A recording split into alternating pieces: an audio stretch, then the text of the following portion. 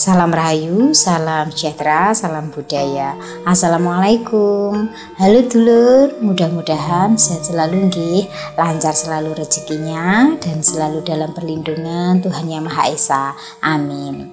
Dulur, di tayangan kali ini saya ingin membahas mengenai dahsyatnya begadang yang tanpa diduga nggih. Mungkin panjenengan belum tahu, tetapi sebenarnya sudah merasakan dari khasiatnya. Monggo disimak, Wilujeng Rahayu, sugeng midhangetaken.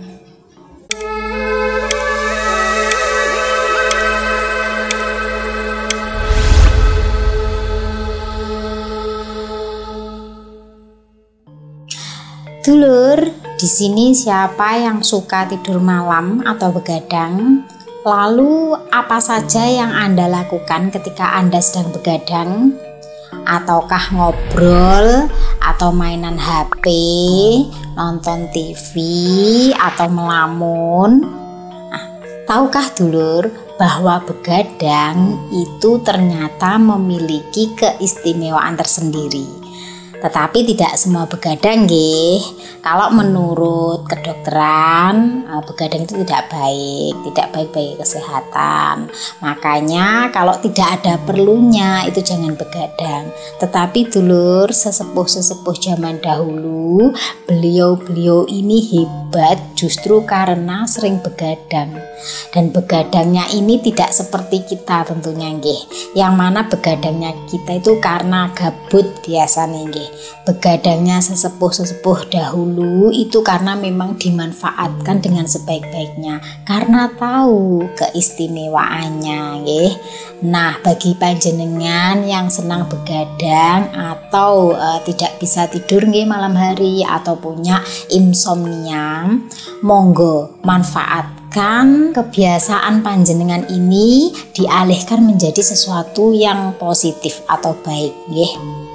Biasanya dulur, kalau orang yang tidak bisa tidur malam terus kok dialihkan ke hal-hal yang positif, ini biasanya cepat ngantuk. Kalau diniati untuk hal-hal tertentu biasanya ngantuk godani. Tapi kalau cuma untuk gabut saja biasanya ini betah, kadang bisa sampai dini hari, bisa sampai hampir pagi, hanya untuk sesuatu yang tidak ada manfaatnya, biasanya malah ngawet. Tetapi ya tidak semua dulur, kadang-kadang kan orang yang sedang bersedih ya, atau justru malah saking senangnya itu juga tidak bisa tidur ya. Macam-macam permasalahan orang itu tidak bisa tidur di malam hari. Nah, bagi panjenengan yang sulit tidur tengah malam ya, sukanya begadang, ayo sama-sama kita manfaatkan nggih supaya apa yang menjadi kebiasaan kita ini tidak sia-sia nggih. Kita dapat wawasannya, kita dapat hikmahnya, juga manfaat apa yang kita lakukan.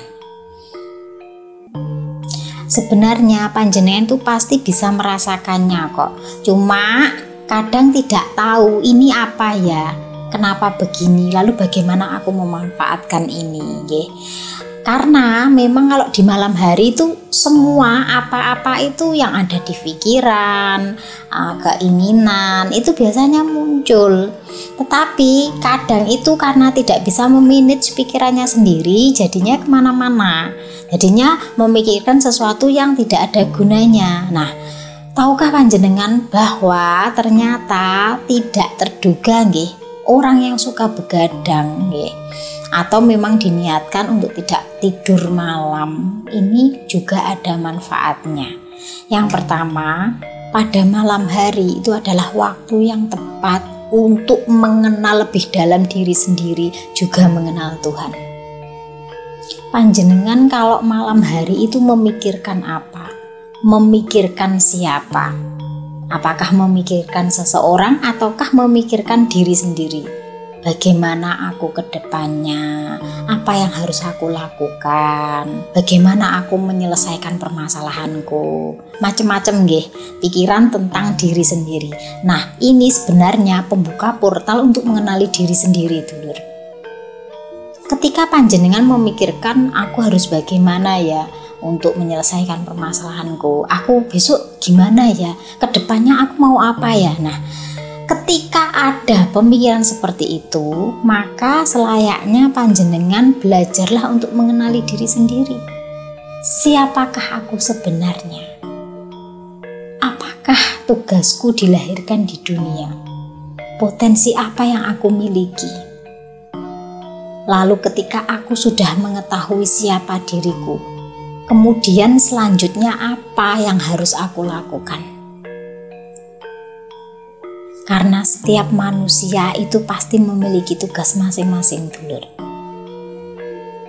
Kita itu dilahirkan ke dunia bukan hanya untuk dibrojolkan saja, nggih, untuk meraih cita-cita saja, tetapi lebih dari itu, apa tugas kita itu di dunia?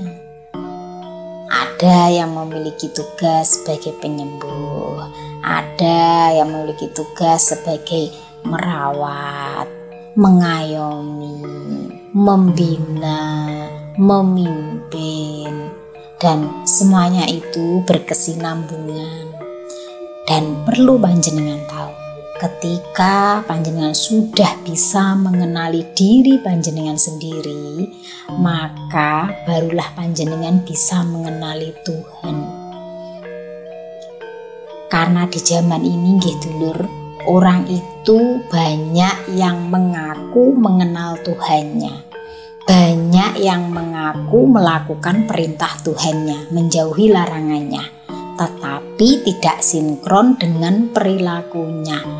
Perilaku dan sifatnya ini tidak mencerminkan sifat-sifat dari Tuhan. Pandai sekali berbicara mengenai dosa, mengenai penghakiman, mengenai pahala, surga dan neraka, tetapi sayangnya tidak bisa mengendalikan dirinya sendiri, tidak bisa mengendalikan nafsunya sendiri. Bahkan sifat welas asihnya itu tidak ada pada dirinya, tidak bisa menghargai sesamanya. Padahal sifat Tuhan itu kan Rohman Rohim, pengasih dan penyayang. Tetapi kenapa ketika mengaku bertuhan, sifat itu tidak ada pada dirinya? Orang yang memilih sifat menyayangi, mengasihi, maka dalam tutur bahasa dan perilakunya itu sinkron dengan apa yang diyakininya. Jangan hanya ada di mulut saja gitu lur, yang mana hanya bisa menggertak orang lain, hanya bisa menakuti orang lain, tetapi dirinya sendiri tidak mencerminkan dari apa yang diucapkannya. Maka untuk itu gitu lur, apapun gelarnya, sepintar apapun pemikirannya, logikanya, tetapi jika tidak bisa memanusiakan manusia, maka tidak perlu dianut. Karena dulur, sifat, watak, karakter, perilaku, ucapan, tindak tanduk itu sangat penting sekali loh dulur. Pengaruhnya itu besar sekali. Makanya kalau panjenengan gugu orang yang hanya pandai di ucapan saja tanpa sinkron dengan perilakunya, iki bahayanya adalah apa yang ada pada dirinya dan kata-katanya itu dinut semua tanpa penyaringan. Nah, untuk itu pentingnya mengenali diri sendiri sebelum mengenali orang lain, supaya ketika kita dihadapkan pada orang-orang yang sifatnya itu tidak sesuai dengan apa yang didakwahkannya, maka kita bisa mengerti, oh ini perlu dinut atau tidak. Karena di masyarakat kita itu nggih dulur, kadang lek kadung manut kuwi secara keseluruhan ki dinut, kleru barang ki ya dinut. Nah, itu bahayanya yang membuat pikiran orang fanatik kan seperti itu. Enggak diambil yang baiknya saja, yang buruknya dibuang, enggak, semuanya dinut. Maka dari itu dulur, bagi panjenengan nggih yang ngenut saya, tolong ambil yang baik-baiknya saja nggih. Tentunya saya ini banyak jeleknya, banyak buruknya. Jadi panjenengan ambil yang baik-baiknya saja nggih. Dan kenali diri panjenengan sendiri supaya panjenengan itu tidak terjebak atau tidak tersesat dengan sesuatu yang tidak panjenengan kenali secara asli, secara murni. Nah, rahasianya orang yang bisa mengenali dirinya sendiri itu lebih sering terletak pada malam hari. Nah, bagi yang suka begadang, monggo nggih dicoba cara mengenali diri sendiri itu bagaimana. Mitani awake dhewe. Lama-lama akan ketemu kok dulur. Kalau kita mau mempelajari anatomi jiwa kita sendiri. Yang kedua, dahsyatnya orang yang begadang atau tidak tidur malam itu adalah afirmasi dan sugesti mudah masuk. Nah, kenapa kita itu selalu disarankan nggih kalau berdoa malam hari, nggih, mensugesti diri itu juga malam hari sebelum tidur. Karena saat itu alam bawah sadar bekerja dengan baik di malam hari. Dan saat malam hari itu adalah dimana menurut kepercayaan orang tua zaman dahulu, dan ya memang benar, malaikat itu turun ke bumi. Segala apa yang kita ucapkan, doa-doa kita itu mudah terkabulnya itu malam hari. Saat suasana hening, dimana orang banyak yang istirahat, orang banyak tidur, sebenarnya malam itu banyak keberkahan di dalamnya. Hanya saja memang setiap orang itu tidak sama gitu lur. Ada yang kuat melek bengi, ada yang enggak. Nah, lek panjenengan begadang nggih, sering begadang, manfaatkan itu, afirmasi setiap malam. Nah, dan ini tidak hanya afirmasi diri loh dulur.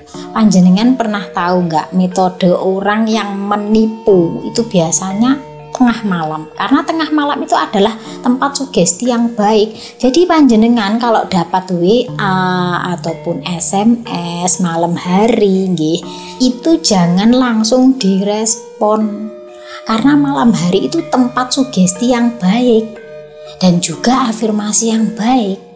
Doa mudah terkabul dan pikiran itu gampang gatei. Walaupun dulur dalam sepanjang hari nggih, pagi sampai sore hari manusia kan banyak aktivitas nggih, kebanyakan. Nah, malam harinya itu capek. Biasanya kalau capek itu kan pikiran sudah penuh. Ini kadang justru berbanding balik pada orang-orang yang melakukan penelitian bahwa kalau malam hari itu capek, justru berpikirnya itu lemah.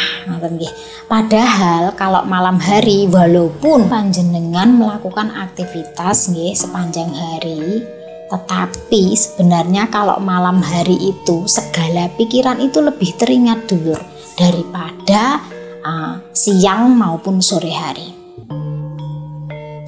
Lalu yang ketiga, ini untuk peningkatan kualitas ibadah ataupun meditasi. Nah, dulur, bagi panjenengan yang mungkin kepercayaannya bahwa ibadah di malam hari itu adalah ibadah yang paling baik ya, malam hari itu dimana semua pada tidur terlelap dan panjenengan melakukan aktivitas ibadah itu dan dipercaya mendapatkan pahala ataupun ganjaran yang lebih besar. Nah, ternyata dulur, orang yang rajin beribadah di malam hari ini bisa meningkatkan kualitas keimanan dan ibadahnya. Dan bagi yang mungkin kepercayaan lain nggih, tidak melakukan aktivitas atau ibadah di malam hari, mungkin melakukan meditasi, ini juga waktu yang paling baik untuk meditasi. Walaupun dulur, pagi hari itu juga baik nggih, tetapi malam hari itu lebih baik. Suasana tenang, hening, dan juga di situ ada terasa panjenengan berada di ruang kosong, di mana disitulah letak kekuatan yang sebenarnya. Mungkin panjenengan belum merasakan nggih, karena mungkin pada tahap awal. Tapi kalau rajin dilakukan, panjenengan akan merasakan manfaatnya. Pasti berbeda dulur. Asalkan nggih panjenengan benar-benar melakukannya dengan benar nggih. Kalau cuma melakukan saja tanpa ada niat dan kerentek yang mantep, itu ya seperti melakukan sesuatu aktivitas biasa yang tidak ada apa-apanya. Maka ketika melakukan itu harus bisa sambung rasa, iso melu ngerasa nih, tidak hanya sekedar ritual saja. Kalau hanya melakukan ritual saja semua orang itu bisa dulur. Yang sulit adalah bagaimana kita bisa ikut merasakannya. ngerasakne tenanan. Dan rasa itu ketika panjenengan bisa menyelaminya, maka kenikmatan itu panjenengan rasakan. Jadi tidak sekedar hanya ritual saja, tapi benar-benar bisa merasakan kenikmatannya itu. Ini tidak semua loh dulur, karena kebanyakan orang itu hanya melakukan tanpa dia bisa merasakan. Karena pikirannya pokoknya wis tak lakoni, yang penting aku nglakoni. Tidak belajar atau menyelami apa yang dia lakukan. Akhirnya gak sinkron, rogone karo jiwani ndak sama. Yang keempat, dahsyatnya orang yang suka begadang. Ini adalah kedalaman berpikir dan juga renungan. Orang kalau suka berpikir di malam hari ini biasanya pikirannya jeru dulur. Nah, kedalaman pikirannya ini yang membuat dia merenung, ini akan melahirkan kebijaksanaan, sehingga apa-apa yang dilakukannya ini penuh dengan perhitungan. Artinya segala sesuatu itu diperhitungkan, gak ngasal, melaku sak melaku dipikir, omong sak omong dipikir, kira-kira yang saya lakukan ini, yang saya ucapkan ini banyak manfaatnya atau banyak kejelekannya, kemudian baiknya itu saya gimana. Nah, itu loh dulur, contohnya orang kalau malam suka merenung dan berpikir, kebanyakan orangnya ini akan melahirkan suatu kebijaksanaan. Gak asal FOMO dulur, gak asal ngucap segala sesuatu, memberi keputusan ataupun mengambil keputusan ataupun memberi suatu kebijakan, maka tidak asal. Bisa menempatkan diri sebagai orang yang menerima dan juga bagaimana memberi. Maka sesepuh-sesepuh dulu kalau memutuskan sesuatu, ini malamnya dipikir, diolah-alik, aku begini benar apa tidak, akibatnya nanti seperti apa. Akhirnya melahirkan kebijaksanaan. Begitupun panjenengan, pastinya panjenengan kalau sedang ada masalah, mencari solusinya, biasanya kan malam harinya dipikir toh nggih. Kemudian besoknya baru aku berarti harus seperti ini. Dan kebanyakan orang ya seperti itu biasanya, malam harinya cara memikirkan, cara mencari solusi dari suatu permasalahannya. Tapi yo enek sing panggah gak temu solusine, iki aku kudu piye. Akhirnya cuma mikir terus karena belum ketemu solusinya. Ya memang tidak bisa disalahkan juga dulur, karena setiap orang itu kan kemampuannya berbeda-beda nggih. Emosional questionnya itu beda-beda. Jadi cara menangani masalah, cara mengambil keputusan, cara menyikapi itu juga berbeda. Karena ya kemampuannya itu tadi berbeda-beda. Tetapi dengan berpikir pada saat malam hari, biasanya inspirasi-inspirasi itu datang. Bantuan-bantuan yang tidak panjenengan sadari. Bantuan dari mana Mbak Fitka? Tentunya bantuan dari Tuhan, tetapi lantarannya kan banyak. Kadang panjenengan pas mau mikir moro nyawang cagak ngeblak ngono jugu-jugan ketemu solusinya.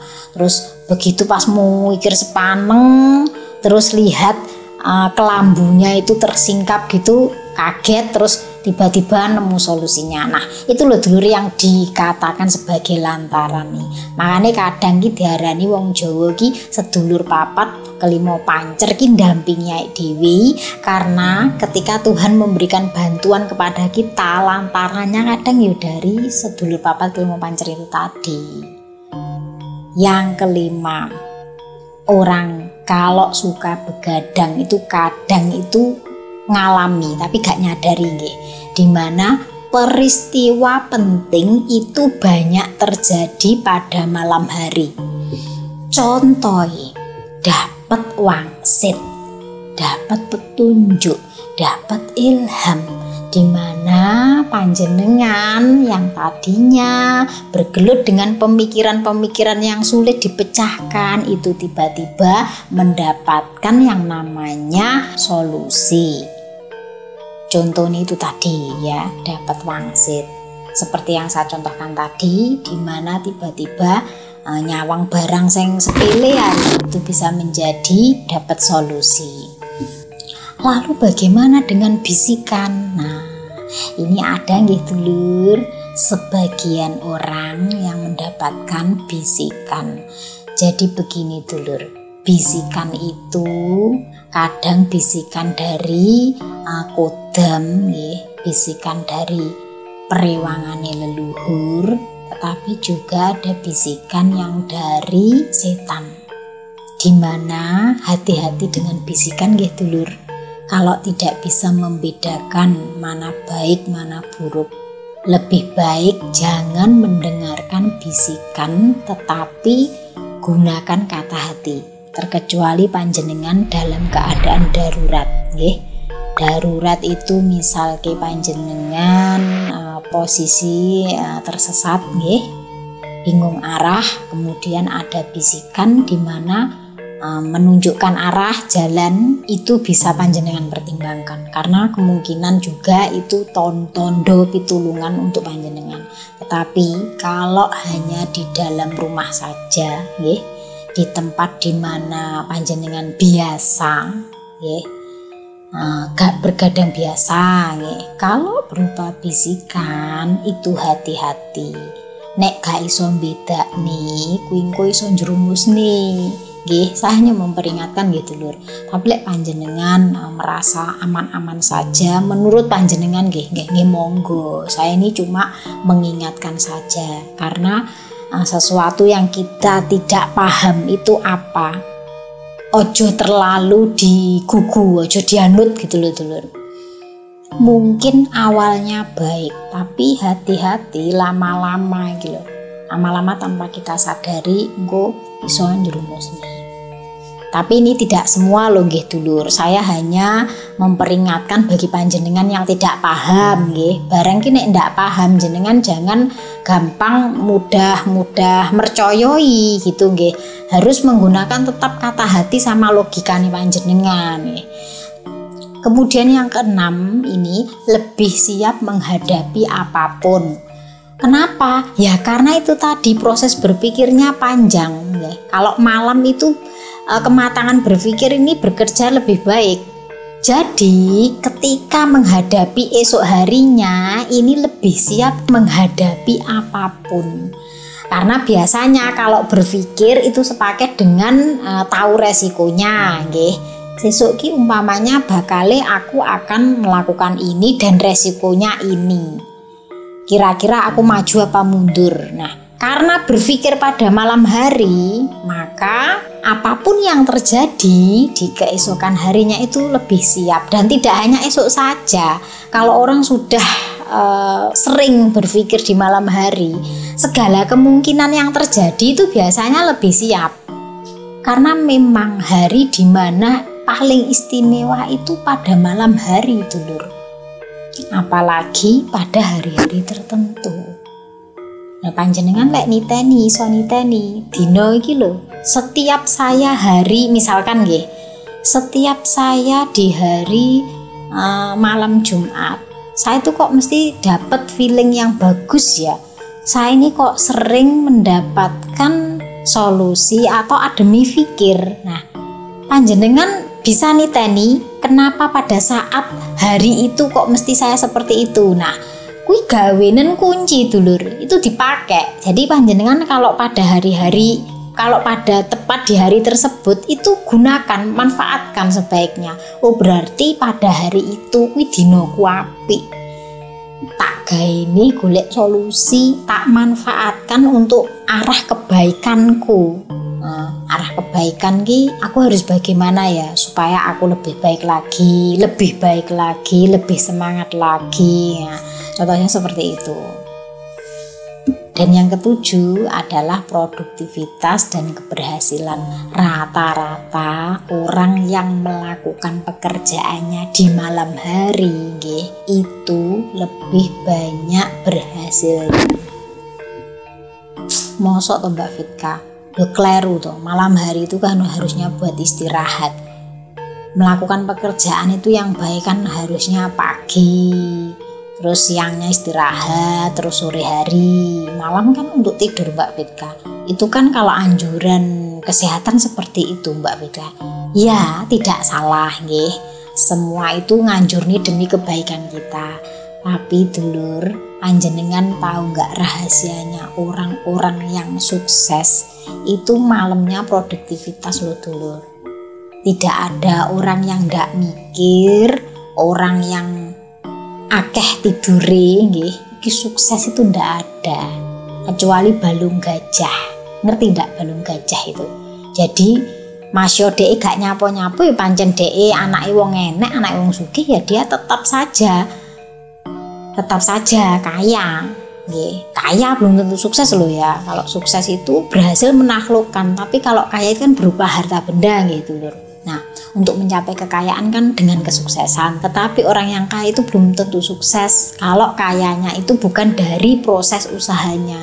Nah, orang-orang yang melakukan pekerjaan di malam hari, direwangi lembur, di mana yang lain ini pada tidur, tetapi mau tidak mau nek gak tak lembur ngene iki ra dadi.